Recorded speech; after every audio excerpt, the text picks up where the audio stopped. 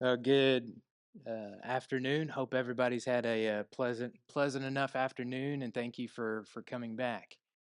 Always on my mind around this time of year is uh, I don't really know how to explain it. We don't Most of the time we don't really understand what our language means. This month is called August. Raise your hand if you have heard a definition of August before. Yeah, very few and far between, other than a month out of the year. But it means most of us think it just means hot, but it means grand and beautiful, majestic. And every year, the month of August rolls around, and I think, man, most of us probably don't even know what August means. But it's kind of interesting. So, thinking about that this week, I want to look at one passage, one verse in 1 Timothy chapter 1. When we think about God, God is this majestic, august, incredibly grand being. There are, as Paul writes to Timothy, there are found within 1st and 2nd Timothy three doxologies, as we call them. And these are just pauses in writing when Paul speaks to the grandiose nature of deity. And one of those, the first one of those, is in chapter 1, 1 Timothy chapter 1 and verse 17, which is where we're going to camp out. If you'll allow me, even if you don't allow me and you don't stone me, we'll keep doing it. But this is what he writes: To the King of the ages, immortal, invisible, the only God, be honor and glory forever and ever. Amen. That is an august God. That is just a majestic and great. This is a wonderful expression of who God is. And thinking about that, we're going to pick that apart tonight. To the King of Kings, to the King of the ages. The God that we serve is the King of Kings. And he reigns as King of Kings, and he reigns as the King of the ages for a whole host of reasons. And we have, I don't know if we've done it here, but we can walk through what defines a king, what makes a king, and God fits every single one of those to the nth degree. Right? I mean, he goes above and beyond in every single one of those categories. But just a few simple reasons why God is the King of Kings or the King of the ages is because the simple fact that He is supreme. In every facet of life, He is supreme. But especially when we think about His reign, His kingship. Because if you remember, this verse always stuck out to me in reading the book of Judges. If you read the book of Judges, you look at chapter 1 in Judges chapter 1, you're introduced to this king, Adonai Zedek. And this king, Adonai Zedek, he said, as he's being conquered, he said that he is being repaid for what he has done. Because there were 70 kings. This is how grand and supreme that he thought he was. There were 70 kings who used to serve him, 70 kings with their thumbs and big toes chopped off, used to wait at my table. Certainly the Lord is paying me back. He thought he was so supreme. But here is a news flash for him and for everyone else. God is the reason he's there. God is the orchestrator of all of that. God is the supreme king. And we, in all of our pomp and all of our circumstances, we think that God is this incredible God, or we think that we are this incredible person, but God is the incredible God, and there is nothing in this world that we can even compare to Him. But you also think about His reign, and most kings, they come and die. Saul 40 years, David 40 years, Solomon 40 years, 120 years, United Kingdom, but three kings. Every single king, every single ruler, every single monarch or dynasty that has existed from the beginning of time until now and forever, it's had a beginning and end. But it's not that way with God. His reign is forever. There is most of our Psalms, as we open up the book of Psalms, most of those are written by David, Solomon, Asaph, people that were acquainted with the time. But there is one, at least one, I think there's more than one. And Psalm 90 is written by, we believe, written by Moses. And this particular psalm is quoted a few different times in the New Testament. We're familiar with a couple of those, perhaps. Peter writes one of those from in Psalm 90, from verse 4. For 1,000 years in your sight is as but yesterday when it was past. Peter says 1,000 years is one day in God's sight. Then later on, teach us to number our days. Our days are numbered, aren't they? The years of your. So there's several of these in verse 10. There's several of these that we're very familiar with. But I want to draw your attention to verse 2. Before the mountains were brought forth, or ever you had formed the earth and the world. So we go back to emptiness. Before the mountains, before the world. Look, from everlasting to everlasting. You are God. Let that marinate in your mind for just a little bit. From everlasting to everlasting. You are God. His reign is incredible. And you also think about not just his reign, which is certainly from everlasting to everlasting, but his kingdom is universal, isn't it? There is, in Colossians chapter 1, Paul writes that the gospel has been preached to the entire world. The gospel has been preached to the entire world. The kingdom, God's kingdom, isn't just local. What makes God the King of Kings is that his kingdom is universal. So he's a king here, there, and everywhere that you could go. God is king in those particular places.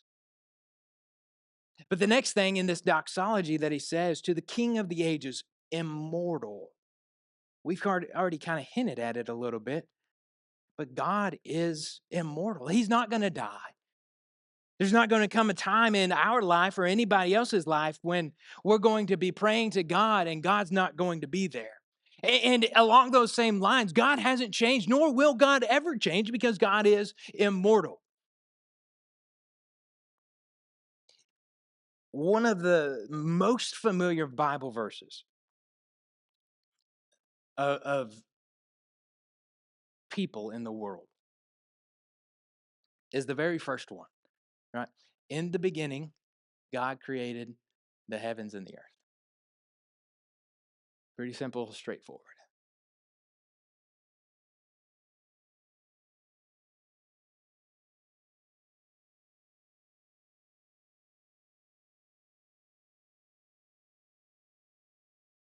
But have you ever stopped to think about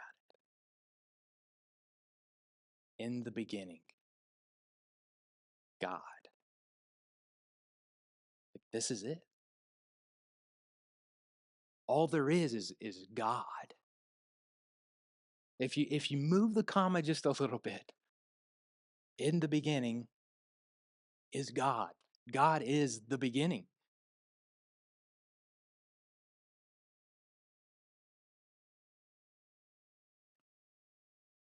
Can you imagine in your mind going back to what it would be like with nothing and all that there is God?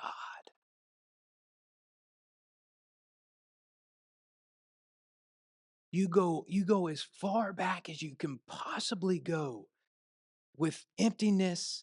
In verse 2, the earth was without form or void, and God's spirit hovered over the face of the deep. Go back and then go to that point and then go past that point. God is still there. And then you fast forward. Here we are, thousands of years later, to this point, and God is still the same, and God is still there. But fast forward, let's go thousands of years from now, and God is still there, still immortal. We're dead, we're gone, but it's still God. And then take it one step further. I don't believe that the earth is millions of years old, but I believe that God is. Let's go millions of years that way. God is still God. He is completely immortal. There's this fascinating statement in Daniel chapter 4. And Daniel's been on my mind a lot lately. Been reading Daniel. But in Daniel chapter 4, you remember this particular scenario that goes on here in Daniel chapter 4. King Nebuchadnezzar just got humiliated, right? And he was turned into more or less a wild critter. But he comes back to his senses and he returns to his reign. And this is what he says in verse 34. At the end of the days, I, Nebuchadnezzar, lifted my eyes to heaven, and my reason returned to me, and I blessed the Most High, and praised and honored him who lives forever. For his dominion is an everlasting dominion, and his kingdom endures from generation to generation.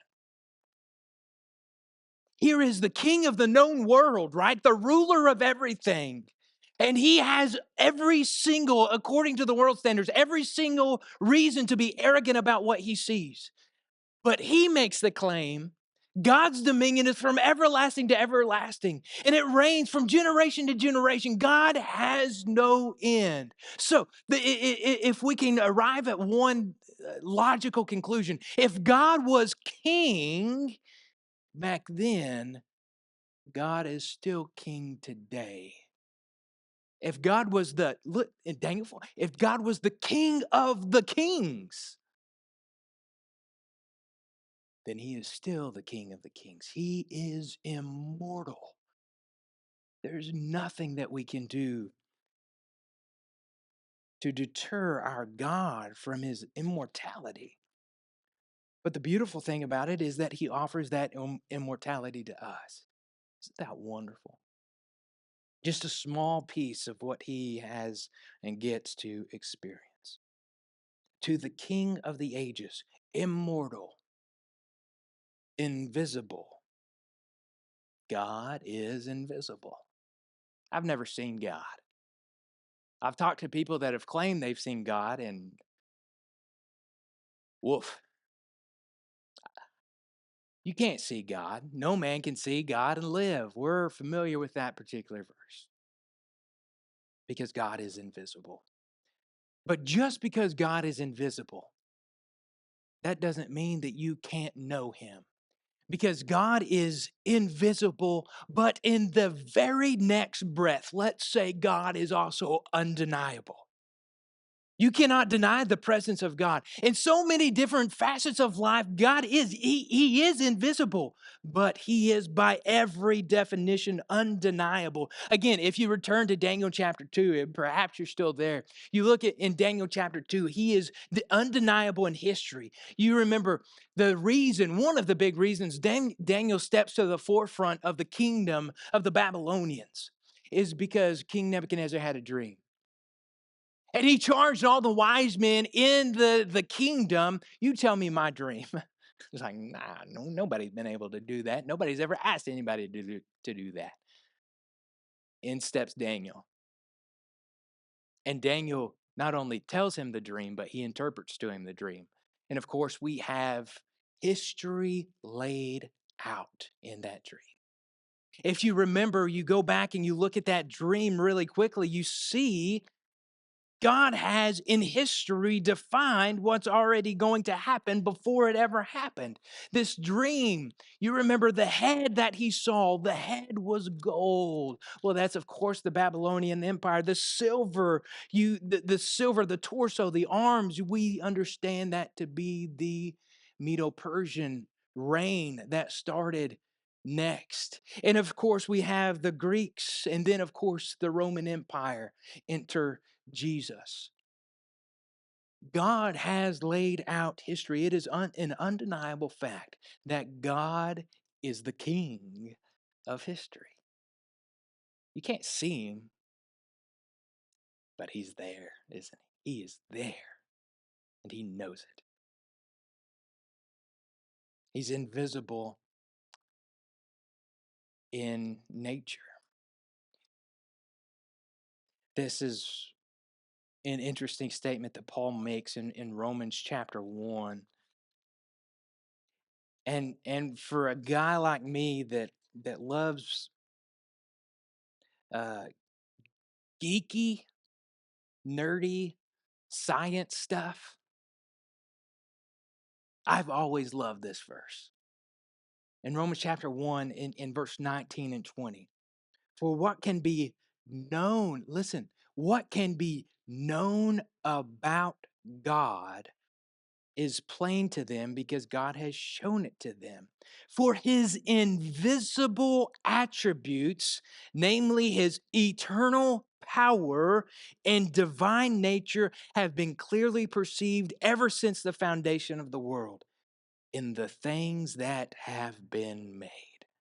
So they are without excuse. In nature, in the things that have been made, in creation, in the world that around us, God is undeniable.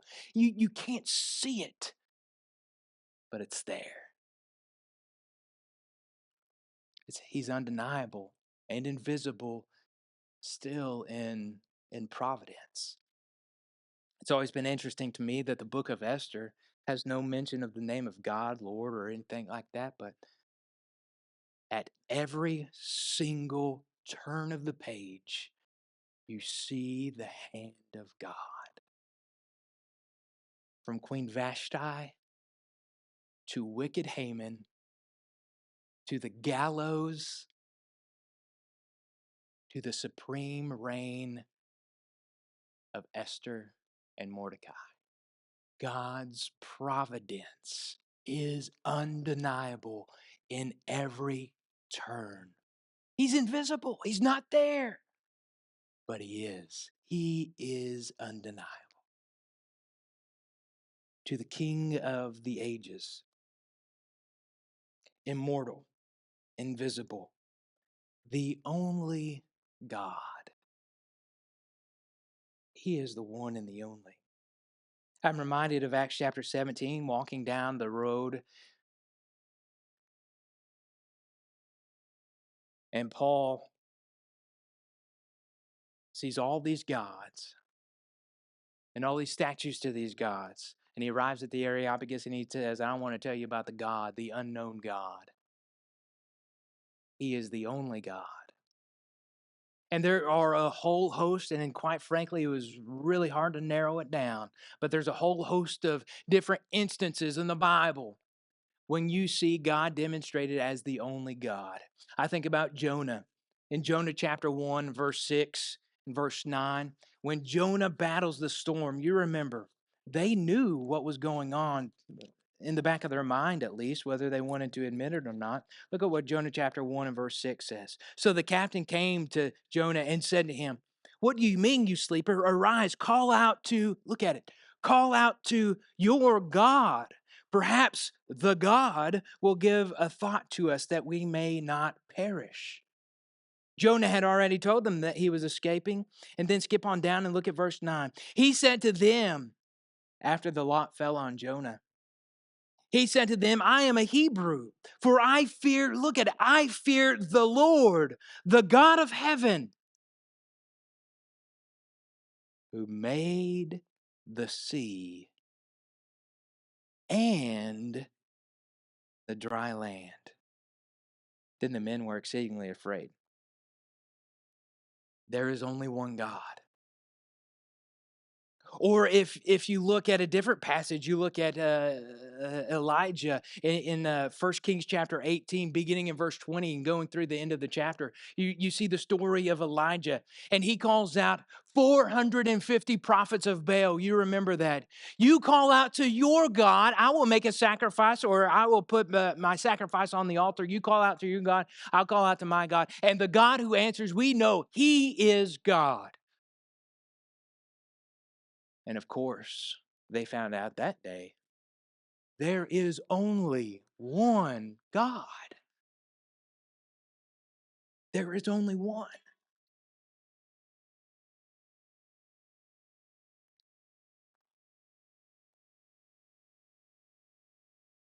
Then the story found in 1 Samuel chapter 5, when the Philistines, the Israelites, ill-advised advice, they bring the Ark of the Covenant into battle.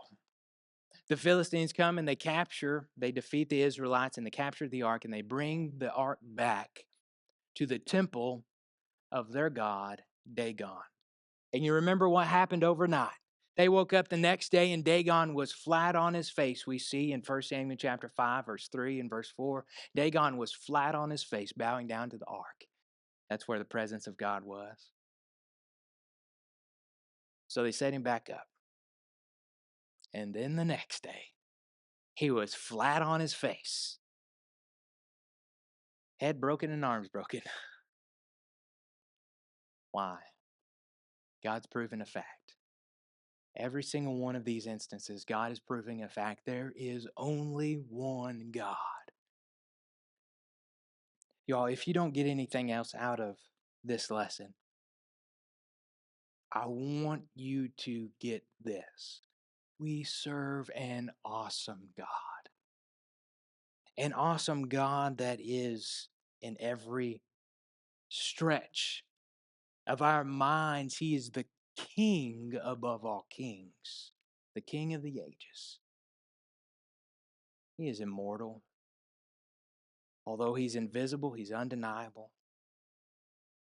And he is and always will be the only God, an august God.